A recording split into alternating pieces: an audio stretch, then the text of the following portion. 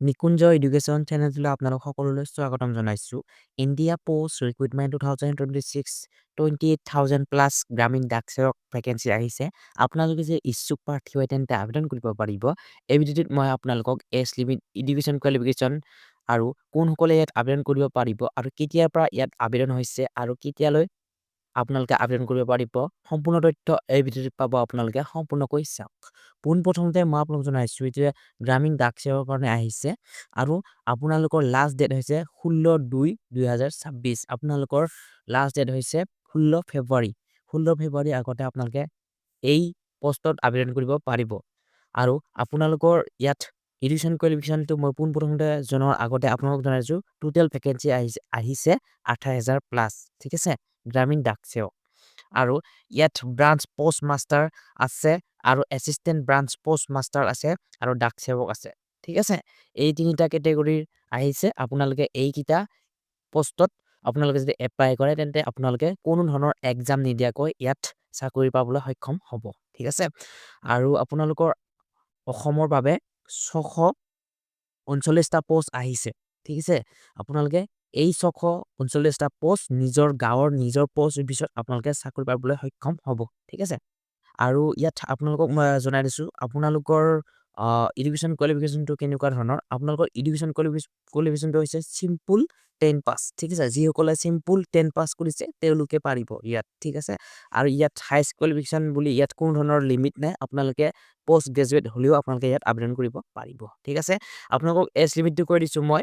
SC ST কাৰণে 5 years থাকিব, OBC কাৰণে 3 ইয়াৰ্ছ থাকিব, PWBDৰ কাৰণে 10 ইয়াৰ্ছ থাকিব, PWBD OBC কাৰণে 13 ইয়াৰ্ছ থাকিব আৰু PWBD SC ST কাৰণে 15 ইয়াৰ্ছ থাকিব।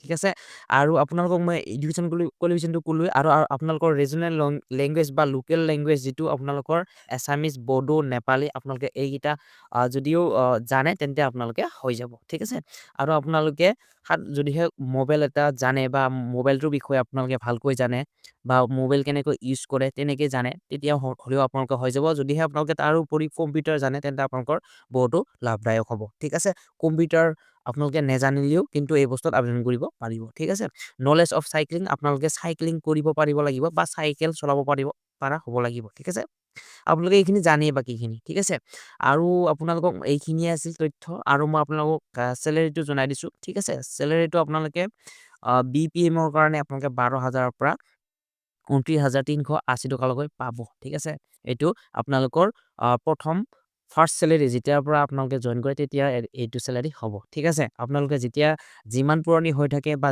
যিমান বছৰ আপোনালোকৰ এক্সপিৰিয়েঞ্চ হৈ যায় থাকে তেনেকৈ আপোনালোকৰ এই চেলেৰিটো বাঢ়ি যাব। ঠিক আছে, BPMৰ কাৰণে বা ডাক সেৱকৰ কাৰণে আপোনালোকৰ 10,000ৰ পৰা 24,470 টকালৈকে আপোনালোকে ফাৰ্ষ্ট মান্থ চেলেৰি পাব। ঠিক আছে, আৰু এইখিনি আপোনালোকে মই ক'লোৱে যে আপোনালোকৰ ইয়াত আবেদন হৈয়ে আছে। আপোনালোকে 16 তাৰিখৰ আগতে আপোনালোকে ইয়াত আবেদন কৰিব লাগিব।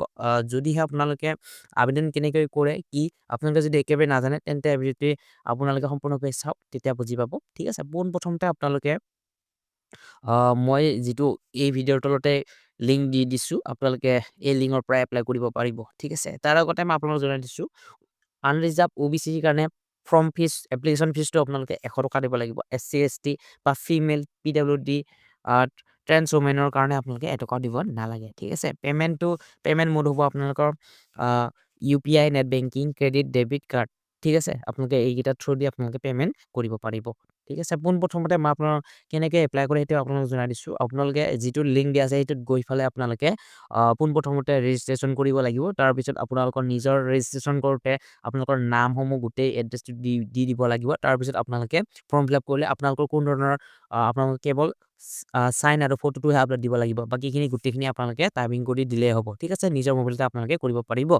এইটো কেতিয়াৰ পৰা ষ্টাৰ্টিং হৈছে, ষ্টাৰ্টিং ডেট হৈছে 31 জানুৱাৰীৰ পৰা আৰম্ভ হৈছে। আপোনালোকে 14 ফেব্ৰুৱাৰীলৈকে এইটো আবেদন কৰিব পাৰিব। বহু কম সময় দিছে, আপোনালোকে এতিয়াই কৰক।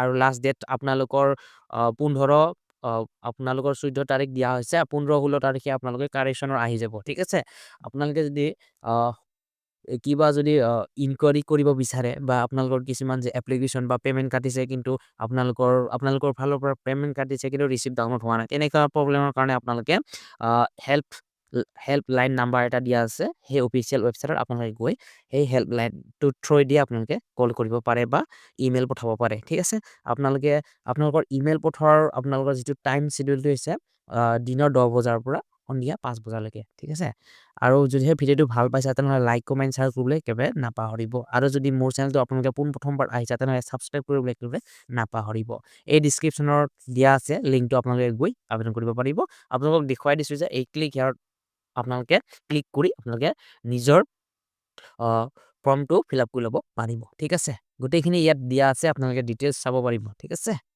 ধন্যবাদ